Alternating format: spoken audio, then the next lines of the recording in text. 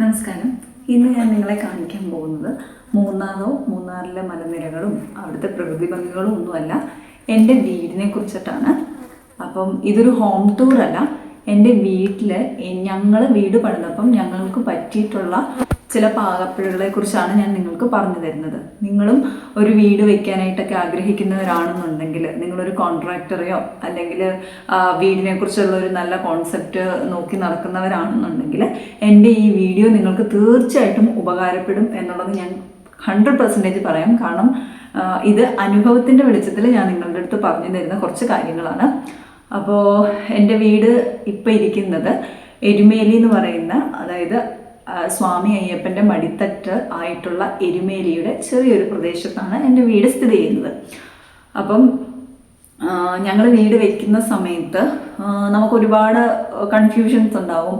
പിന്നെ നമുക്ക് ഒരുപാട് കോൺസെപ്റ്റ് ഉണ്ടാകും. എങ്ങനെയായിരിക്കണം വീട്, ആർക്ക് കൊടുക്കണം, ഏത് കൺസ്ട്രക്ഷന് കൊടുക്കണം, അങ്ങനെ ഒരുപാട് ചോദ്യങ്ങൾ ഞങ്ങളുടെ മനസ്സിൽ നിന്ന സമയത്ത് ഞങ്ങളുടെ ഈ വീട് പണിത വ്യക്തിയെ ഞങ്ങൾ കണ്ടുപിടിക്കുന്നത് എൻ്റെ അച്ഛൻ്റെ ചേട്ടൻ്റെ മകൻ്റെ ഒരു കെയർ താമസം. ആ കെയർ താമസം എന്ന് പറയുമ്പോൾ ഹൗസ് വാമിംഗ് ആണ്, ഞങ്ങളിവിടെ കെയർ താമസം എന്നാണ് പറയാറുള്ളത്.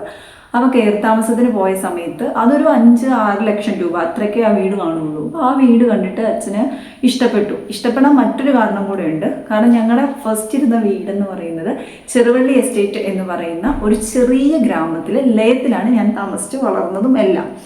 അപ്പം അവിടെ തന്നെ ജനിച്ച് വളർന്ന് താമസിച്ച് അവിടുന്ന് മറ്റൊരു ദേശത്തേക്ക് പലായനം ചെയ്തിട്ടുള്ള ഒരു വ്യക്തിയുടെ മകനാണ് ഈ പറയുന്ന കൺസ്ട്രക്ഷൻ അല്ലെങ്കിൽ കോൺട്രാക്ട് വർക്കുകൾ ചെയ്ത് നടത്തുന്ന ഒരാൾ. അപ്പം അച്ഛന് സ്വാഭാവികമായിട്ടും അവിടെ ചെന്നപ്പോഴത്തേക്കിനും മനസ്സിലൊരിതുണ്ടായി, നമ്മൾ ജീവിച്ചതുപോലെ തന്നെ ചെറിയ താഴെ തട്ടിന്ന് കയറി വന്നിട്ടുള്ള ഒരാളാണല്ലോ, അപ്പം അയാൾക്ക് കൊടുക്കുകയാണെന്നുണ്ടെങ്കിൽ അത് അവർക്കും ഒരു ഉപകാരമാകും. പിന്നെ നമുക്ക് വിശ്വസ്തനാണല്ലോ, നമുക്ക് അറിയാവുന്ന ഒരാളാണ്. അപ്പം അച്ഛൻ്റെ ഫ്രണ്ടും കൂടെ ആയിട്ടുള്ള പുള്ളിയുടെ മകന് നമ്മൾ ഇത് കൊടുത്തു. അങ്ങനെ പുള്ളിക്കാരനെ നമ്മൾ കോണ്ടാക്ട് ചെയ്യുന്നു. ആൾ ഞങ്ങളുടെ വീട്ടിൽ വന്നു. വീട്ടിൽ വന്നിട്ട് നമ്മൾ കാര്യങ്ങളൊക്കെ ഡിസ്കസ് ചെയ്തു. എന്തൊക്കെ വേണം, എങ്ങനെയാണ് നമ്മളുടെ മനസ്സിലുള്ള ഡ്രീമായിട്ടുള്ള വീട് എങ്ങനെയാണ്. പിന്നെ അവർ നമ്മളുടെ അടുത്ത് കുറച്ച് കാര്യങ്ങൾ പറഞ്ഞു തന്നു. അങ്ങനെ നമ്മൾ തമ്മിലിരുന്ന് സംസാരിച്ചു. പിന്നെ ഞങ്ങൾ ലോൺ എടുത്തിട്ടാണ് വീട് നടത്തുന്നത്. അപ്പം അങ്ങനെ കുറച്ച് കാര്യങ്ങളെല്ലാം കൂടെ നമ്മൾ നോക്കി അതിൻ്റെ രീതി പോലെ തന്നെ നമ്മൾ എഗ്രിമെൻറ്റ് കാര്യങ്ങളൊക്കെ എഴുതാനായിട്ട് തീരുമാനിച്ചു. അങ്ങനെ ഞങ്ങൾ ഫൈനലി പുള്ളിക്കാരൻ്റെ അടുത്ത് കാര്യങ്ങളെല്ലാം പറഞ്ഞു. ലാസ്റ്റ് ആൾ ഞങ്ങൾക്കൊരു വീടിൻ്റെ പ്ലാൻ വരച്ചിട്ട് തന്നിട്ടുണ്ടായിരുന്നു. അപ്പം വീടിൻ്റെ പ്ലാൻ വരയ്ക്കുന്നതെന്ന് പറഞ്ഞാൽ നമ്മളും കൂടെ കൂടിയിരുന്നിട്ട് നമ്മളുടെ എങ്ങനെയാണ്, നമുക്ക് എങ്ങനെ വേണം എന്നുള്ളതും പിന്നെ നമ്മുടെ ബഡ്ജറ്റിനനുസരിച്ചുള്ളതും എല്ലാം കൂടെ നമ്മൾ വെച്ചിട്ടാണ് പ്ലാൻ വരയ്ക്കുന്നത്. അപ്പം നമ്മൾ പറഞ്ഞ പ്രകാരമുള്ള പ്ലാന് കാര്യങ്ങളെല്ലാം അവർ വരച്ച് കാണിച്ചു. പക്ഷെ ഞങ്ങൾ പറഞ്ഞതിൽ ഉപരിയായിട്ട് ഞങ്ങൾക്ക് ആ പ്ലാൻ ഇഷ്ടപ്പെട്ടു. കാരണം പുള്ളിക്കാരൻ അത് പ്രസന്റ് ചെയ്ത രീതി അതുപോലെയാണ്. ചിലപ്പോൾ അത് അവരുടെ മാർക്കറ്റിംഗ് സ്ട്രാറ്റജി ആകാം, പക്ഷെ ഞങ്ങൾക്ക് പുള്ളിക്കാരനെ പറഞ്ഞു തന്ന രീതി ഞങ്ങൾക്ക് വളരെയധികം ഇഷ്ടപ്പെട്ടു. അപ്പം അതായത് വീട് പണിയുടെ കൂടെ തന്നെ നമ്മളുടെ മുറ്റം കൂടെ അവർ കെട്ടിത്തരും. അപ്പോൾ മുറ്റത്ത് ചെറിയ മിറ്റിലൊക്കെ പാകി നല്ല രീതിയിൽ തന്നെ പുല്ലും പൂവും ഒക്കെ ആയിട്ട് എല്ലാം ഇതിൻ്റെ കൂടെ തന്നെ ഇൻക്ലൂഡ് ആയിരിക്കും. അപ്പോൾ ഇതിനകത്ത് ഇൻക്ലൂഡ് അല്ലാത്ത കാര്യങ്ങൾ എന്തൊക്കെയാണെന്നുള്ളതും എല്ലാം കൂടെ നമ്മൾ എഗ്രിമെൻറ്റിൽ സെപ്പറേറ്റ് ആയിട്ടും കൂടെ എഴുതിച്ചിട്ടുണ്ടായിരുന്നു. അപ്പോൾ അങ്ങനെ എല്ലാ ഡീറ്റെയിൽസും പുള്ളി ഞങ്ങൾക്ക് എഴുതി തന്നു. അപ്പോൾ ഞങ്ങൾക്ക് ആ എഗ്രിമെൻറ്റ് വായിക്കുമ്പോൾ തന്നെ മനസ്സിലാകും എന്തെല്ലാം നമ്മൾ ചെയ്യേണ്ടതായിട്ടുണ്ട്, എന്തെല്ലാം അവർ ചെയ്യേണ്ടതായിട്ടുള്ളതെന്നുള്ളത് വ്യക്തമായിട്ട് എഴുതിയിട്ടുണ്ടെന്നുള്ളത് നമ്മൾ നോക്കി. അപ്പോൾ അത് കഴിഞ്ഞിട്ട് നമ്മൾ വീട് പണി സ്റ്റാർട്ട് ചെയ്യാമെന്നുള്ളത് രീതിയിലായി. നമ്മുടെ ലോണ് കാര്യങ്ങളെല്ലാം സാങ്ഷനായി. ഞങ്ങൾ ഫസ്റ്റ് പേയ്മെൻറ്റ് പുള്ളിക്കാരനൊരു തുക കൊടുത്തു കഴിഞ്ഞിട്ട് വീട് സ്റ്റാർട്ട് ചെയ്യാനായിട്ട് പറഞ്ഞു. എന്നിട്ട് നമ്മൾ പറഞ്ഞു, അപ്പം ഞാൻ വർക്കിലാണ്, എൻ്റെ അനിയത്തി ചേച്ചി പുറത്താണ്. അപ്പം ഞങ്ങളെല്ലാം ഇവിടെ ഇല്ല. പിന്നെ അച്ഛനും അമ്മയ്ക്കും വർക്കിന് പോകേണ്ടത് കൊണ്ട് ഇടയ്ക്കിടയ്ക്ക് വന്ന് നോക്കാൻ കഴിയത്തില്ലാത്തത് കൊണ്ട് മാത്രമാണ് ഞങ്ങളിത് ഒരു കോൺട്രാക്ടർക്ക് ഫുൾ വീടിൻ്റെ മൊത്തത്തിലായിട്ട് കൊടുത്തത്. അപ്പം നമ്മുടെ ഉള്ളിലൊരു വിശ്വാസം കൂടെ ഉണ്ടല്ലോ, ഇവരിത് നല്ല രീതിയിൽ നമുക്ക് ചെയ്ത് തരും എന്നുള്ളത്. അപ്പോൾ അതുകൊണ്ട് തന്നെ നമ്മൾ പറഞ്ഞു നമ്മൾ ഇടയ്ക്കൊക്കെ വന്നേ നോക്കത്തുള്ളൂ, ഞങ്ങൾ പക്ഷെ നോക്കും, നിങ്ങളത് സ്പീഡപ്പ് ഒന്ന് ആക്കണം. കാരണം ചേച്ചി തിരിച്ച് ദുബായിൽ നിന്ന് വരുമ്പോഴത്തേക്കിനും അവൾ പോകുന്ന വഴിയിൽ അവളുടെ കല്യാണവും കയറി താമസം കൂടെ ഞങ്ങൾക്ക് നടത്തിയിട്ട് പോകാൻ വേണ്ടിയിട്ടാണെന്നുള്ള രീതി പ്രത്യേകം അവരുടെ അടുത്ത് പറഞ്ഞു. അതൊന്നും കുഴപ്പമില്ല തങ്കച്ചായ, ഞങ്ങളെല്ലാം ചെയ്തു തരാമെന്ന് പുള്ളിക്കാരൻ ഞങ്ങൾക്ക് വാക്കൊക്കെ തന്ന് വീട് പണി സ്റ്റാർട്ട് ചെയ്തു. നമ്മൾ കുറ്റിയടിച്ചു, കല്ല് നാട്ടി, അങ്ങനെ എല്ലാം ചെയ്തു. ഫസ്റ്റ് ഒരു 2 വീക്സ് 2 ആഴ്ച അങ്ങനെ പോയി. 3-ാമത്തെ ആഴ്ച തൊട്ട് നമ്മൾ തിരിഞ്ഞു നോക്കുന്നില്ല. കാരണം നമ്മുടെ മനസ്സിലുള്ള ഒരു വിശ്വാസം എന്ന് പറഞ്ഞാൽ ഇവർ വർക്ക് ചെയ്യും. പക്ഷെ അമ്മ ഇവർ വർക്കുകളോ കാര്യങ്ങളോ ഒന്നും ചെയ്യാനായിട്ട് താല്പര്യപ്പെട്ടിട്ടുണ്ടായിരുന്നില്ല. പിന്നെ നമ്മൾ വന്നു കണ്ടു, അങ്ങനെ നമ്മൾ അങ്ങോട്ട് പൈസ കൊടുത്തിട്ട് പുള്ളിക്കാരനെ പുഷ് ചെയ്യും, ചേട്ടാ വീട് പണി സ്പീഡപ്പ് ആക്കണേ. കാരണം ഇത് ലോൺ എടുത്ത് നടക്കുമ്പോൾ ഉണ്ടാകുന്ന പ്രശ്നം എന്ന് വെച്ചാൽ, നമ്മൾ ഒരു ലോണ് എടുത്ത് നടക്കുമ്പം ഒരു വർക്ക് കംപ്ലീറ്റ് ചെയ്തതിന് ശേഷം നമ്മൾ അതിൻ്റെ ഫോട്ടോസും പ്രൂഫും കൊണ്ട് ബാങ്കിൽ കാണിച്ചെങ്കിലേ നമുക്ക് അടുത്ത ഗഡു പൈസ കിട്ടത്തുള്ളൂ.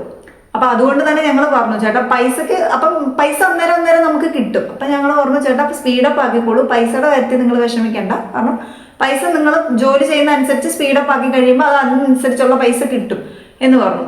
പുള്ളി പൈസ വാങ്ങിക്കുന്നുണ്ട്, പക്ഷെ ഞങ്ങൾക്ക് അതിനുള്ള ഒരു സംഭവം കിട്ടുന്നില്ല ഇവിടുന്ന്. അപ്പം നമ്മൾ വന്ന് നോക്കാൻ തുടങ്ങി. നോക്കുമ്പോൾ എല്ലാം വീട് ഒരു തരിശു ഭൂമി പോലെ തന്നെ, എങ്ങനെയാണോ ഫസ്റ്റ് നിന്ന് കല്ലിടിയിൽ നിന്നത് അതേപടി തന്നെ കിടക്കുക. ഭിത്തിയോ അല്ലെങ്കിൽ ഒന്നും തന്നെ വെച്ചിട്ടില്ല. അപ്പം നമ്മൾ വീണ്ടും വേറൊരാളെ കൊണ്ടുവന്ന് നോക്കിച്ചു, കാര്യങ്ങൾ പറഞ്ഞു കൊടുത്തു. നമ്മുടെ കസിൻ തന്നെയാണ്. പുള്ളിയോട് പറഞ്ഞു, ഇത് പറ്റത്തില്ല, സ്പീഡപ്പ് ആക്കണം, കാരണം കാശ് നമ്മളുടെ കയ്യിൽ നിന്ന് വാങ്ങിക്കുന്നതുകൊണ്ട് നമുക്ക് അതിനുള്ളത് കിട്ടുന്നില്ല. അങ്ങനെ നമ്മൾ കുറേ തവണ അവരെ നോക്കി, അവരോട് നമ്മൾ പറഞ്ഞ് കാര്യങ്ങളെല്ലാം പറഞ്ഞ് റെഡിയാക്കി വീട് പണി പ്രോപ്പർലി സ്റ്റാർട്ട് ചെയ്യാനായിട്ട് നമ്മൾ പറഞ്ഞ സമയത്തും ഇതുപോലെ തന്നെ അവർ ഉഴപ്പിപ്പോയി. പിന്നെ ലാസ്റ്റ് ഫൈനലി ചേച്ചി അവിടുന്ന് വന്നു കഴിഞ്ഞപ്പോഴത്തേക്കിനും ഈ വർഷം കല്യാണം നടക്കുന്നില്ലാത്തൊരു രീതി വന്നപ്പോൾ അവൾ പറഞ്ഞു, അങ്ങനെയാണെങ്കിൽ കയറിത്താമസം കഴിഞ്ഞിട്ട് പോകാം, കാരണം ഏതെങ്കിലും ഒന്ന് പോയാൽ നമുക്ക് അത്രയും സമാധാനമുണ്ട്. കാരണം ഞങ്ങളുടെ 5 പേരുടെയും അധ്വാനത്തിന്റെ ഫലമാണ് ഈ വീടെന്ന് പറയുന്നത്. അതിൽ ഏറ്റവും കൂടുതലും നമുക്ക് വേണ്ടിയിട്ട് എന്നെക്കാളും കൂടുതൽ ഈ ഒരു വീട് പണിയണം എന്നുള്ള സ്വപ്നം എൻ്റെ ചേച്ചിക്കായിരുന്നു. അപ്പൊ അതുപോലെ തന്നെ അവളുടെ ആ ഒരു എഫേർട്ട് എന്ന് പറഞ്ഞാൽ അത്രയ്ക്കും വലുതാണ്.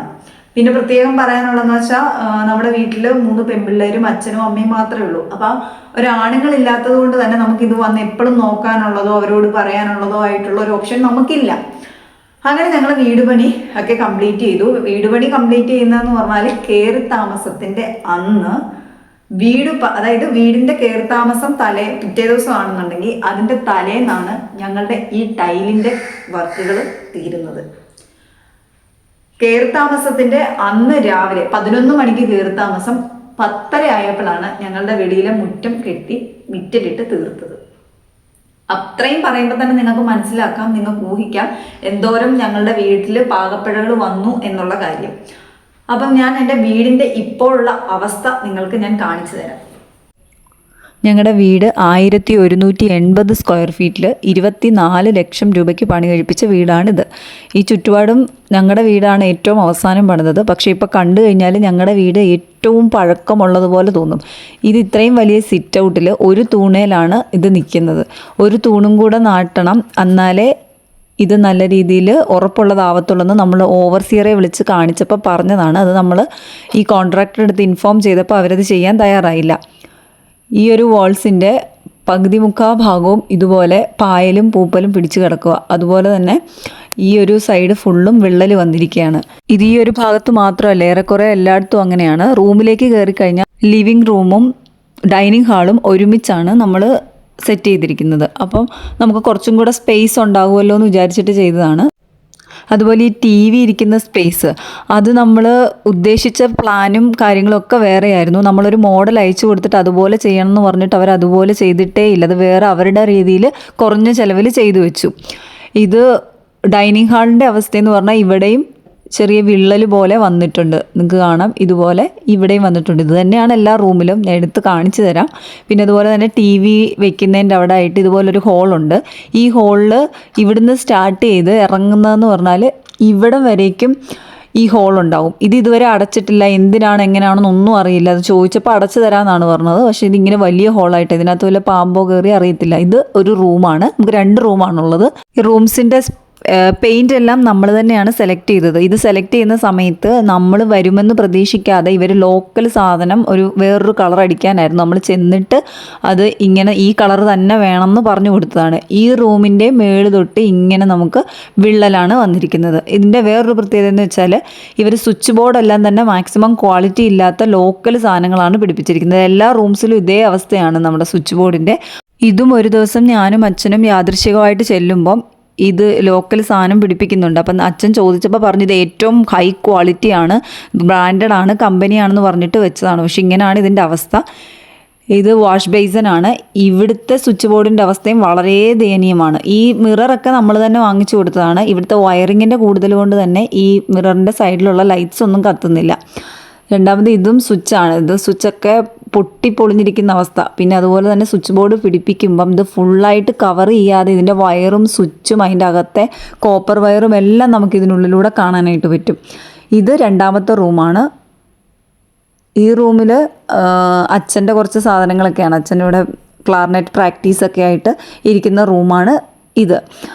ഇവിടുത്തെയും സെയിം സിറ്റുവേഷൻ തന്നെയാണ്. വിള്ളലും കാര്യങ്ങളും എല്ലാം ആയിട്ട് റൂം ഇരിക്കുകയാണ്. ഇതുപോലെ തന്നെ പലയിടങ്ങളിലായിട്ട് വിള്ളലാണ്. അതുപോലെ വാഷ്റൂമിൻ്റെ അവസ്ഥയെന്ന് പറഞ്ഞാൽ ഒരു ദിവസം ഫ്ലഷ് ഓപ്പൺ ചെയ്യുമ്പോൾ നമുക്ക് വെള്ളം വരുന്നില്ല. അപ്പോൾ നമ്മൾ പ്ലംബറെ വിളിച്ചപ്പോൾ പുള്ളിക്കാരൻ നമ്മുടെ അടുത്ത് പറഞ്ഞത് നിങ്ങൾക്ക് യൂസ് ചെയ്യാൻ അറിയാത്തത് കൊണ്ടാണ് അതിലൂടെ വെള്ളം വരാത്തതെന്ന്. നമ്മൾ അന്ന് ദേഷ്യപ്പെട്ടിട്ട് പുള്ളിയോട് വന്ന് ചെക്ക് ചെയ്യാൻ പറഞ്ഞു. ചെക്ക് ചെയ്തപ്പം വെള്ളമൊന്നും ഫോഴ്സേ ഇല്ല. അതുപോലെ ഇത് ഉണ്ടോ വാഷ്റൂമിൻസിൻ്റെ ഹോൾസ് ഒന്നും തന്നെ അവർ ടൈല് വെച്ച് അടച്ചിട്ടില്ല. എല്ലാത്തിൻ്റെയും ടൈൽസ് ഓപ്പണായിട്ട് തന്നെ ഇരിക്കുക. ഹോൾസ് വയറൊക്കെ തെളിഞ്ഞ് കാണാം. ഇത് ഷവറിൻ്റെ ടാപ്പാണെങ്കിലും എല്ലാം ഇളകിയിരിക്കുക. നമുക്കിതൊന്നും ഇളക്കേണ്ട ആവശ്യമൊന്നുമില്ലല്ലോ. അപ്പോൾ ഇതെല്ലാം യൂസ് ചെയ്യാൻ അറിയാത്തത് കൊണ്ടാണെന്നാണ് അവരുടെ വാദം. രണ്ടാമത് നമുക്ക് ഇത് ഫാനിൻ്റെ റിമോട്ടാണ്. നമ്മൾ പൊങ്ങച്ചം കാണിക്കുന്നതല്ല. നമുക്ക് അവിടെ ഫാനിന് സ്പീഡ് കൂട്ടാനും കുറയ്ക്കാനുമുള്ള സ്വിച്ച് ഇല്ല. ഇത് നമ്മളുടെ കോമൺ വാഷ്റൂമാണ്. ഈ ഒരു വാഷ്റൂമിൻ്റെ പ്രത്യേകത എന്ന് വെച്ചാൽ ഈ ഒരു ബ്ലാക്ക് ആൻഡ് വൈറ്റ് ടൈല് കുറച്ച് എക്സ്പെൻസീവാണ്. നമ്മളാണ് ടൈല് സെലക്ട് ചെയ്തത്. ആ സമയത്ത് കുറച്ച് കോമൺ ആയിട്ടുള്ള വാഷ്റൂം അല്ലേ എല്ലാവരും പെട്ടെന്ന് ഓപ്പൺ ചെയ്യുന്നതായതുകൊണ്ട് ഇത് തന്നെ വെക്കണം എന്ന് പറഞ്ഞു. അവരെന്ത് ചോദിച്ചാൽ അത് മാറ്റിയിട്ട് വേറെണ്ണം വെച്ചു. നമ്മൾ വന്നിട്ട് അത് അഴിപ്പിച്ച് പുതിയത് വെച്ചതാണ്. ഇത് കിച്ചണാണ്. കിച്ചണും നമുക്കൊരു ചെറിയ പുകയില്ലാത്ത അടുപ്പും കൂടെ ചേർത്തിട്ടാണ്. ഇത് അവിടുത്തെ കബോർഡ്സാണ്. ഈ കബോർഡ് ഭയങ്കര ക്വാളിറ്റിയുള്ള സംഭവം വെച്ച് തരാമെന്നും പറഞ്ഞിട്ട് ഒരാളെ കൊണ്ട് ചെയ്യിച്ചതാണ്. അപ്പോൾ നമ്മൾ അതിനുള്ള പൈസ കൂടുതൽ കൊടുക്കാമെന്ന് പറഞ്ഞു. പക്ഷേ ഇത് ക്വാളിറ്റി ഇല്ലെന്ന് മാത്രമല്ല ഇതിൻ്റെ ഡോറൊന്നും ശരിക്കും അടയുന്ന പോലുമില്ല. പിടിയിൽ പിടിച്ചാൽ പിടിയെല്ലാം കൈ പറഞ്ഞിരിക്കും. ഇത് ടാപ്പിലൂടെ നമുക്ക് വെള്ളത്തിന് ഫോഴ്സ് ഇല്ല. അവർ പറയുന്നത് ടാങ്ക് മേളി വെക്കാത്തത് കൊണ്ടാണെന്നാണ്. പക്ഷെ ബാക്കി എല്ലാ ടാങ്കിൽ നിന്നും വെള്ളം മിക്കയിടത്തും വെള്ളം നല്ല ഫോഴ്സിലും ചിലയിടത്ത് മാത്രം ഫോഴ്സ് ഇല്ലാതെയാണ് വരുന്നത്. ഇത് ഞങ്ങൾ പറഞ്ഞ പോലെ പുകയില്ലാത്ത അടുപ്പാണ്. അടുപ്പ് പുകയില്ലാത്തത് തന്നെയാണ്, അത് സമ്മതിക്കുന്നു. ഇത് നമ്മുടെ അവിടുത്തെ സ്വിച്ച് ബോർഡ്. ഇതിൻ്റെ മോട്ടറിൻ്റെ വയേഴ്സ് കാര്യങ്ങൾ ഒട്ടും സേഫല്ല. ഇങ്ങനെ വെളിയിലൂടെ കിടക്കുകയാണ് മോട്ടറിൻ്റെ സ്വിച്ച്. ഇത് കിച്ചൺ, അതുപോലെ തന്നെ അടുപ്പ്, അങ്ങനെ രണ്ടും നമ്മൾ ഒരുമിച്ചായിട്ടാണ് ചെയ്തത്. ഇതാണ് ഞങ്ങളുടെ വീടിൻ്റെ അവസ്ഥ. അപ്പം നിങ്ങളും വീട് പണിയുന്നവരാണെങ്കിൽ ഞങ്ങൾക്ക് പറ്റിയൊരവസ്ഥ വരാതിരിക്കുക. ഇത് പയ്യനാട്ട് കൺസ്ട്രക്ഷൻസ് എന്ന് പറയുന്ന ഒരു പുള്ളിയാണ് ചെയ്തത് കൺസ്ട്രക്ഷൻ വർക്ക്. പക്ഷേ അവർക്ക് അങ്ങനെ ഒരു കമ്പനി പോലും ലൈസൻസ്ഡ് അല്ല എന്നുള്ളത് ഞങ്ങൾ പിന്നീടാണ് മനസ്സിലാക്കിയത്. ഇത് നമ്മൾ കേസിൻ്റെ പുറകെ നടന്നു. പക്ഷെ നമുക്കതിന് ആയിട്ടുള്ള ഒരു നടക്കാനുള്ള സാഹചര്യവും പൈസ ഒന്നും ഇല്ലാത്തതുകൊണ്ട് നമ്മളത് സ്റ്റോപ്പ് ചെയ്തിരിക്കുകയാണ്. കേസിൻ്റെ പുറകെ നടന്ന സമയത്ത് നമുക്കുണ്ടായൊരവസ്ഥയെന്ന് പറഞ്ഞാൽ ഇയാൾ കേസ് കൊടുത്ത സമയത്ത് സ്റ്റേഷനിൽ വന്നത് വെറും 3 മാസം പ്രായമുള്ള കൈക്കുഞ്ഞും പിന്നെ വൈഫുമായിട്ടാണ് വന്നത്. അപ്പോൾ പോലീസുകാർക്ക് കാര്യം മനസ്സിലായി. നമ്മളുടെ അടുത്ത് പറഞ്ഞത് നിങ്ങൾക്ക് ഇതിൻ്റെ കേസിൻ്റെ പിന്നാലെ തുടർന്നാൽ നിങ്ങൾക്ക് നീതി കിട്ടും, പക്ഷേ നിങ്ങളുടെ കയ്യിൽ നിന്ന് കുറച്ച് പൈസ ഇറങ്ങേണ്ടി വരും, കുറച്ച് ടൈമും എടുക്കേണ്ടി വരും, അതിന് വില്ലിങ് ആണെങ്കിൽ ഓക്കെ എന്ന് പറഞ്ഞു. കേസിൻ്റെ പുറകെ പോകാനുള്ള സമയവും സാമ്പത്തികവും ഇല്ലാത്തതുകൊണ്ട് നമ്മളത് അവിടെ വിട്ടു. ഇപ്പോഴും പണി കഴിക്കാത്ത ഈ വീട് ഇങ്ങനെ തന്നെ കിടക്കുകയാണ്. അപ്പം നിങ്ങളും ഒരു വീട് വെക്കാൻ ആഗ്രഹിക്കുന്നവരാണെങ്കിൽ ഈ വീഡിയോ നിങ്ങൾക്ക് തീർച്ചയായിട്ടും ഉപകാരപ്പെടും. വീഡിയോ ഇഷ്ടപ്പെട്ടാൽ സബ്സ്ക്രൈബ് ചെയ്യുക, ലൈക്ക് ചെയ്യുക.